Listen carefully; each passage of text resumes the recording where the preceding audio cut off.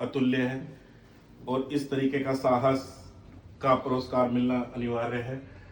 जो लड़का गुजरा है बड़ा दुख का विषय है, बट आपने जो बहादुरी दिखाई और जिस तरीके से मुहिम आपने छेड़ी है कि हर आदमी अब ये सोचे कि कोई अगर परेशानी में है तो वो मुनिंदर बनकर सोचे, तो इसके लिए आपको बहुत बहुत धन्यवाद। और जैसे विकसित भारत हमारा देश 2047 हमारी भारत सरकार, हमारे आदरणीय प्रधानमंत्री मोदी जी लेके चल रहे हैं, और कहीं ना कहीं आप जैसे युवाओं से ही 26 जनवरी आ रही है तो उनको पुरस्कार मिले। और मैं यही चाहूँगा कि भारतीय सेना में या कहीं पुलिस में आपकी को जगह मिले और आपको वहाँ के जो मुखिया हैं फोर्सेस के वो खुद बुलाएं और आपको आपकी जो पोजीशन है वो मिले, क्योंकि इन फोर्सेस में साहस ही सबसे बड़ी चीज़ होती है। मैं सर्विस मैटर लड़ता हूँ, उसमें सबसे बड़ी चीज़ साहस होती है और डिसिप्लिन होता है। तो दोनों चीज़ें आपने जो दिखाई हैं, जो दिखाती है कि जहाँ भी मोनिंदर नाम कहीं भी आएगा तो आपकी याद, यह कुछ दिनों का तमाशा नहीं है, ये कुछ दिनों की बात नहीं है।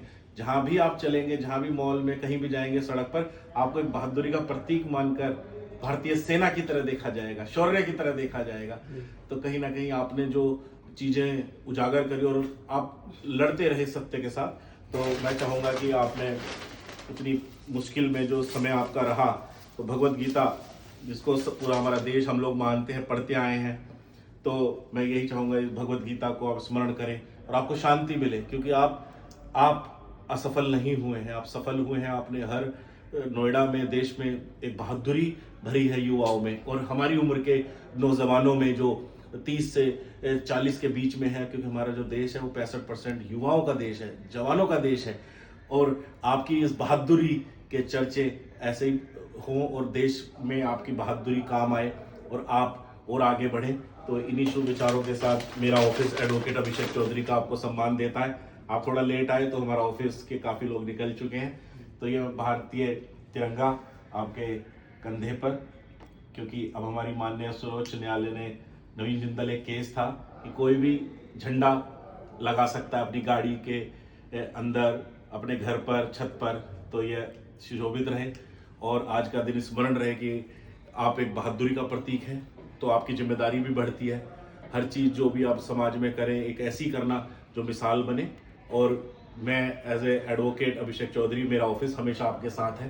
कहीं भी आपको लगे आपके साथ आपकी अन्याय हो रहा है या आपकी बातें सुनी नहीं जा रही, तो हमारा ऑफिस आपके लिए निःशुल्क बहादुरी के लिए खड़ा है।